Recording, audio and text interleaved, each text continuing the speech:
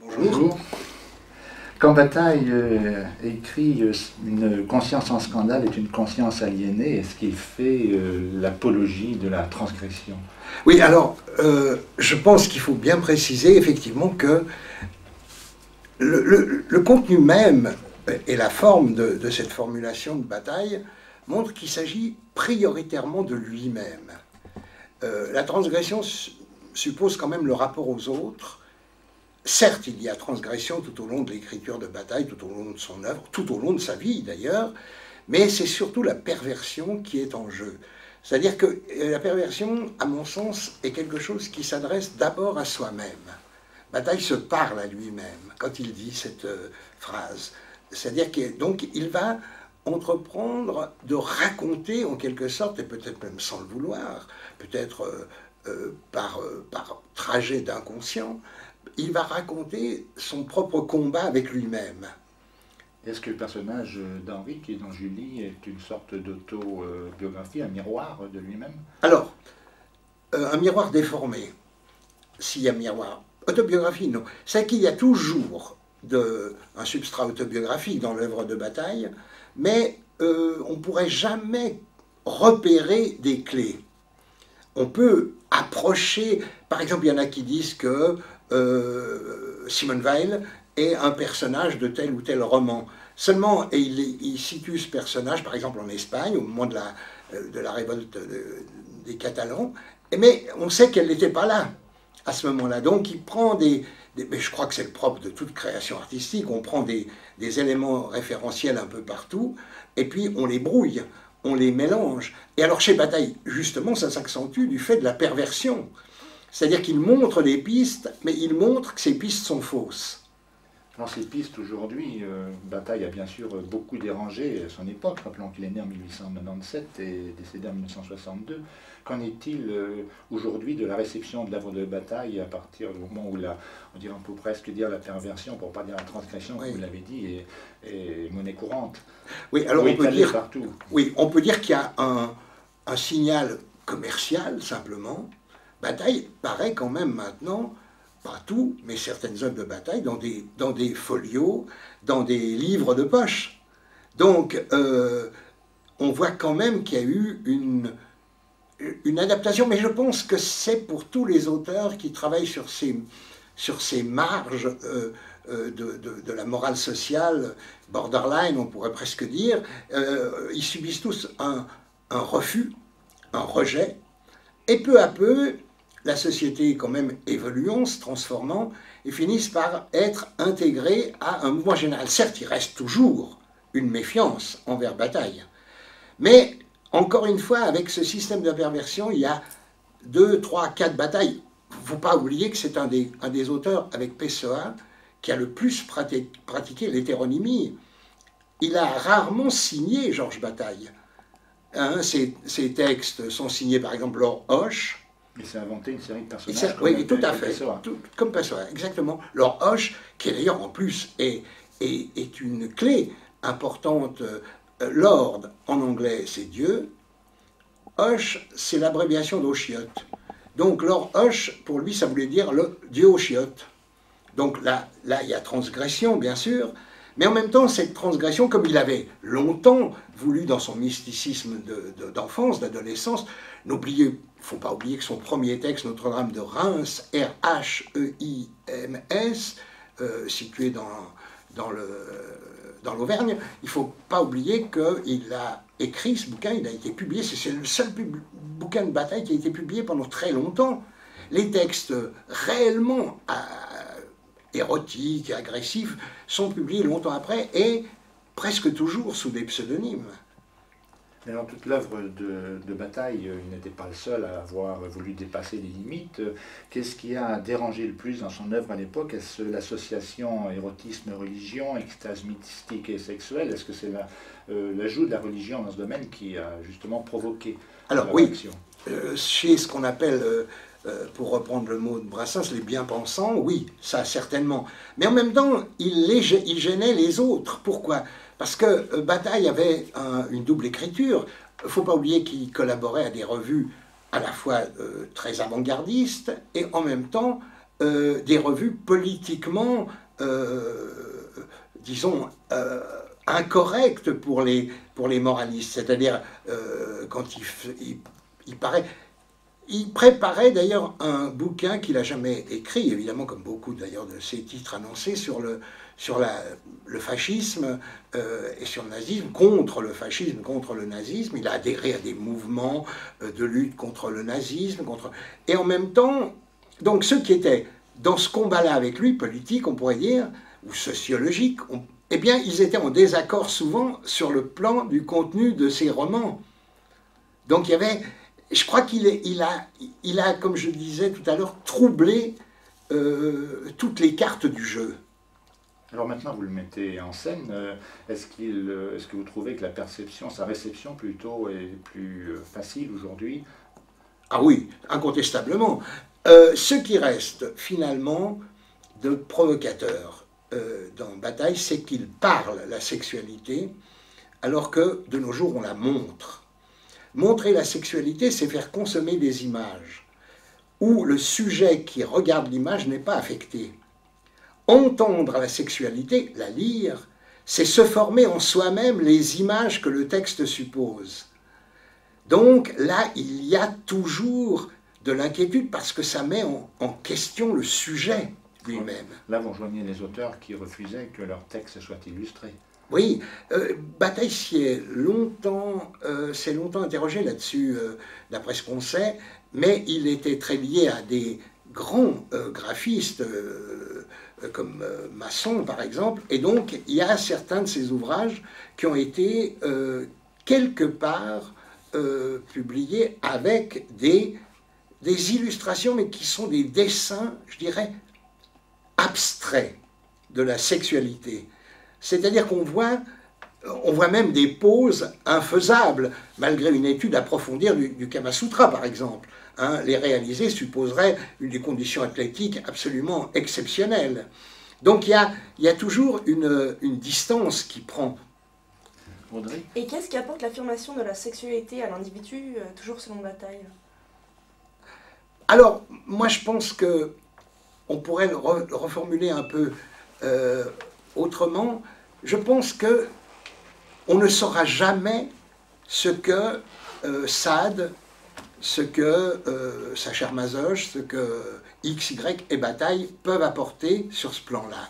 Parce que c'est une question intime. C'est une question de soi à soi.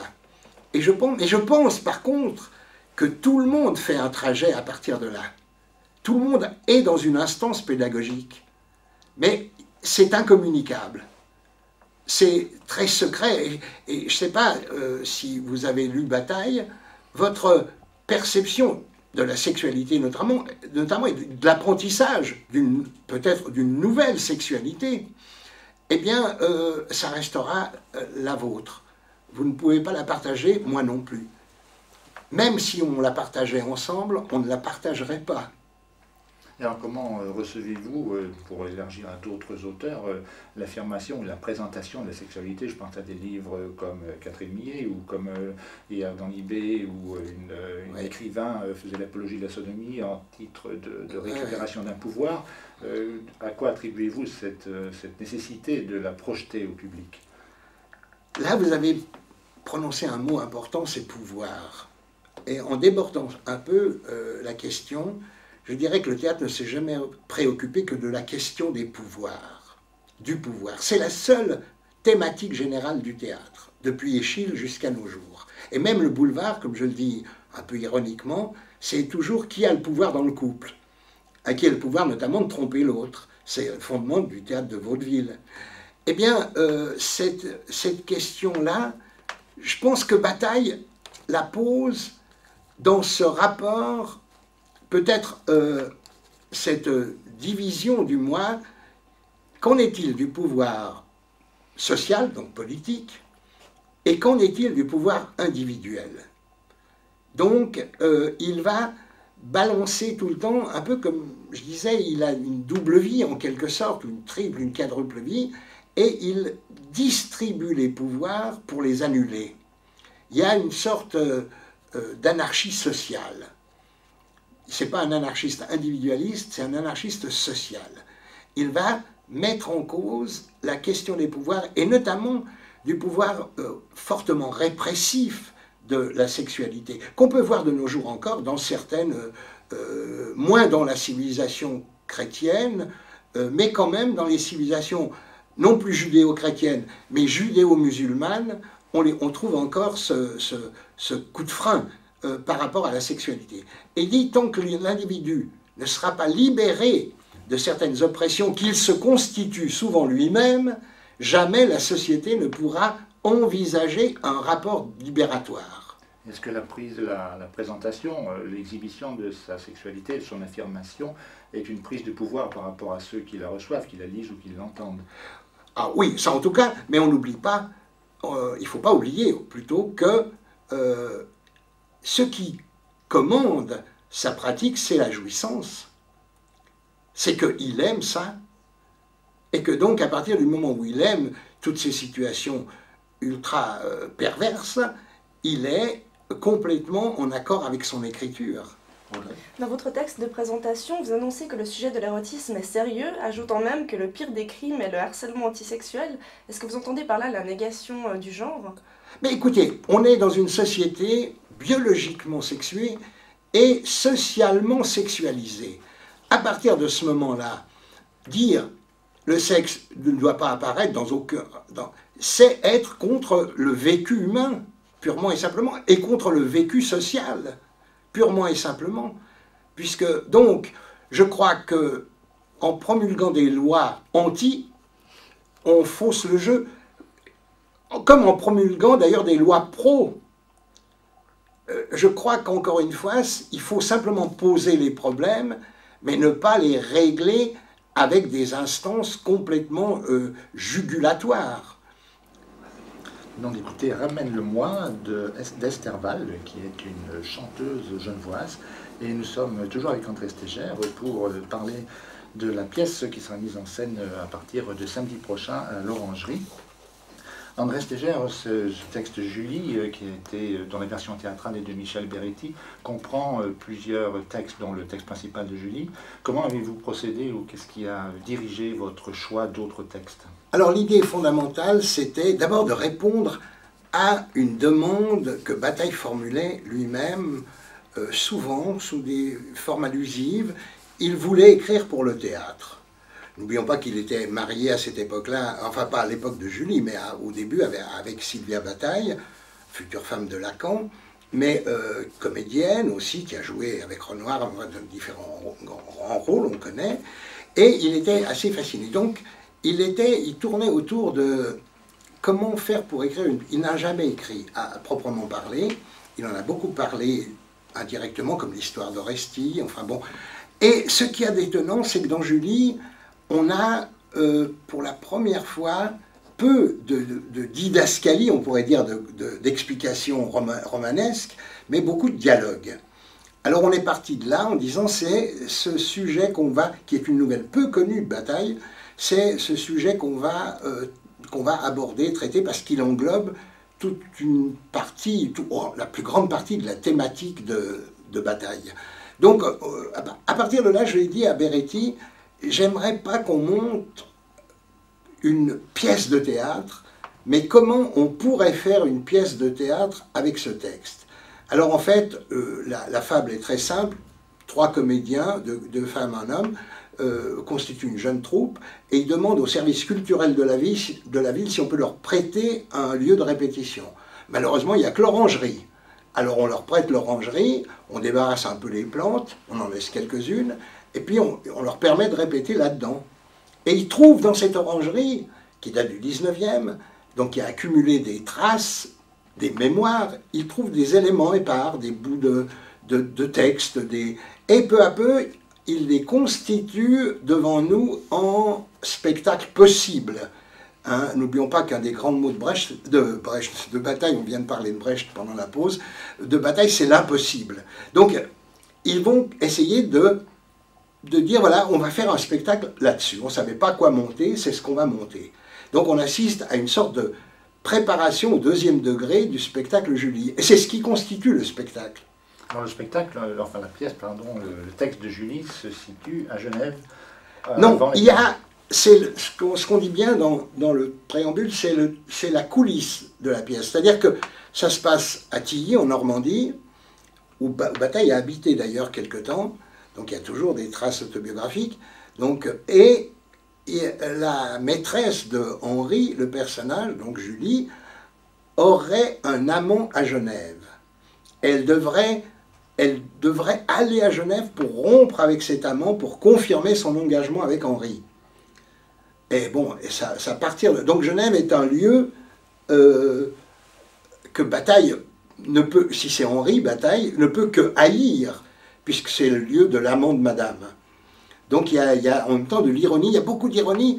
À mon sens, il y a beaucoup de drôlerie, une drôlerie d'ailleurs grave, difficile, mais et puis la guerre filtre derrière, parce il situe cette nouvelle, ce roman, en 1939, au moment de la déclaration de la guerre. Donc il y a quelque chose, mais lointainement, des traces de ce qu'on disait tout à l'heure, son accroche à l'histoire. Pas seulement à son histoire personnelle, mais à l'histoire en général. Alors la scène se déroule autour d'un lit, dans voilà. cette pièce. Est-ce une incursion dans l'intimité ou est-ce que c'est aussi une façon de nous montrer, de rendre publiques les clés du désir et de nos tourments? Alors il y a une astuce de Bataille lui-même, c'est que le lit, il est soit du passé, c'est l'évocation de sa conquête de Julie, soit d'un futur qui va se réaliser sous nos yeux, mais assez troublant, c'est qu'au moment où le lit ne sera plus un lit de malade, mais un lit de plaisir, il n'est plus là. En fait, le lit de plaisir n'est utilisé que par les femmes. Est-ce que la présentation, donc le rire, la mort et le sexe, qui peut être sous forme de plaisanterie, comme vous le disiez tout à l'heure, avec humour, il me semble que Bataille récusait aussi parfois l'association entre érotisme et jeu. Oui, le jeu, mais pas la comédie. Je crois que c'est le problème, c'est que on est nous, en français, appauvris par le vocable jeu. Les Anglais ont le play et le game. Ça explique bien le jeu brutal, libre, et le game, le jeu à règles. Hein, on joue selon des règles. Et ce jeu-là, c'est l'intéressait doublement, parce que s'il n'y a pas de règles, on ne peut rien transgresser. Alors que s'il y a des règles, on peut le transgresser. Donc le jeu n'est pas absent. D'ailleurs, il va dans le roman, les personnages vont utiliser, c'est une comédie, on est dans une comédie atroce, on est dans une comédie infâme. Il y a une sorte presque de redondance sur l'évocation métaphorique ou réelle du jeu de théâtre, c'est-à-dire du jeu à règles. Alors, comment avez-vous choisi de le présenter au théâtre? D'un côté, ne pas révéler, de garder une certaine intimité, de l'autre côté, vouloir mettre en scène et montrer peut-être nos travers, sinon nos excès? C'est difficile de répondre à cette question, pour la bonne raison que je suis en train, imprudemment, de répondre à vos questions sur ce problème-là. Donc, je lève le mystère, en quelque sorte. Donc, enfin, tout au moins une partie. Non, mais on s'efforce de montrer comment peut progresser un récit de théâtre. C'est-à-dire comment, peut-être, je crois qu'il y a dans cette œuvre de Bataille, mais de Beretti, beaucoup, Michel Beretti a travaillé on a la notion des tropismes, c'est-à-dire ces petites unités narratives dont parle Nathalie Sarraute et dont elle fait le substrat de ses romans, des tropismes, c'est-à-dire des petits moments d'action, des petits moments de mise en situation qui accumulés ou contredits, font que le schmilblick avance. Et qui sont des situations généralement que l'on pourrait qualifier de sans intérêt. Sans intérêt souvent, et puis qui tout d'un coup trouvent un intérêt dans cette quand je dis sans intérêt, pas pour les individus qui les vivent, car on est tous à vivre des tropismes à longueur de journée. Mais il nous semble des... Et puis, ça se révèle évidemment d'une conséquence fondamentale pour notre avenir, mais aussi pour notre présent surtout. Alors Julie est un texte qui a été laissé en plan, si on peut dire, par Bataille. Pourquoi l'a-t-il laissé inachevé? Alors ça, Puisqu'il n'est pas mort auparavant. Non, mais bon, il a commencé des tas d'œuvres qu'il a pas... on a quand même 4 versions du Bleu du ciel, où on a... je veux dire, il y a... ça, c'est le propre des écrivains. Ils démarrent un truc, et puis il y a un moment donné où ils sont requis par autre chose, donc on part sur une autre piste. Et puis en même temps, il y a toujours chez Bataille l'idée que, comme il était finalement élève de l'école des Chartres, qu'il était donc bibliothécaire, conservateur officiel comme métier, il y a toujours cette question que une sollicitation nouvelle, prenons le cas simplement de l'ethnologie, quand avec Michel Leiris, il parle d'ethnologie, parce que Leiris suivait les cours de Marcel Mauss, tout d'un coup, il se passionne pour une partie du discours de Mauss, notamment sur la notion de dépense, et il fait carrément une œuvre d'ethnologue, en quelque sorte. Donc il est tiraillé par des mouvements différents. Et peut-être qu'à un moment donné, je crois que c'est son système. Hein. Il commence mais toutes ses œuvres, celle-là, il ne l'a pas reprise. Il aurait pu la reprendre. Mais il l'a pas. Par contre, il l'a reprise d'une façon implicite dans Le Mort, qui est écrit à la même époque, où il confirme cette histoire de Julie. C'est pourquoi Michel a ramené, dans le caractère intertextualité, il a ramené des citations du Mort. Vous avez donné le titre, donc Julie et quelques autres, bien sûr, en rapport avec les autres textes, mais vous la qualifiez de fantaisie théâtrale. Est-ce que vous voulez également ramener le côté ludique dont nous parlions tout à l'heure? Oui, ça en tout cas, oui. Fantaisie, d'ailleurs, en même temps, le jeu de mots qu'on avait élaboré là-dessus, il est simple. Fantaisie, c'est le terme allemand de fantasme. Donc, on joue sur ce rapport. Est-ce que c'est une fantaisie drôle, gaie, amusante, ou est-ce que c'est une fantaisie fantasmatique? Alors, je voudrais rappeler donc André Stégère que vous commencez samedi prochain. Vous dites que c'est pas encore terminé, la mise en scène n'est pas terminée. Non.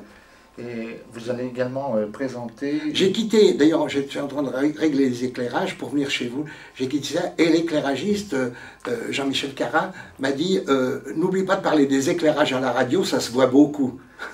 Alors parlons aussi de Camille Bousalio, François Révaclier et Isabelle Tozich, qui sont les 3 interprètes. Et aussi de la journée mardi 29 août à 19h, vous aurez donc Daniel Willem qui va venir pour une conférence à propos de Julie. Et aussi des lectures de récits, c'est ça?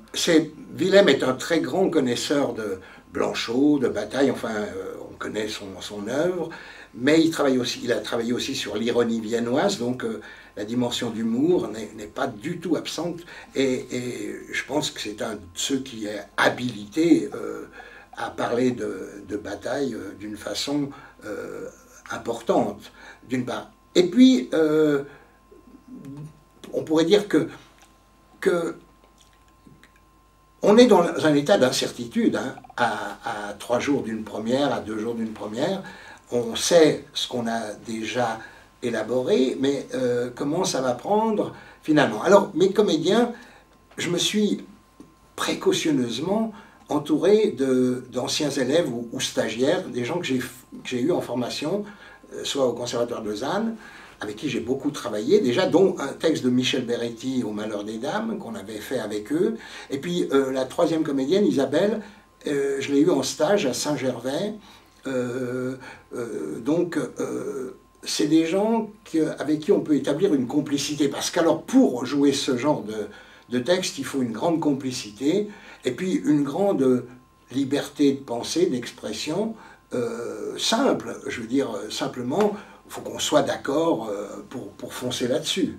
Alors que nos auditeurs foncent aussi, puisque les représentations seront assez courtes, ce sera du samedi prochain au mardi, donc mardi le 29, et c'est à 21h au théâtre de l'Orangerie.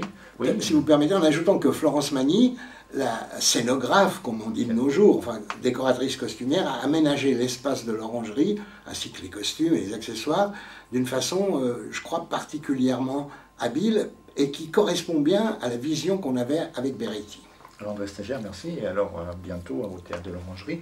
Je rappelle à nos auditeurs que les renseignements peuvent être obtenus sur le site web www.théâtre-orangerie.ch et que le numéro de téléphone pour les réservations est le 076 470 77 04. Merci beaucoup. Merci beaucoup.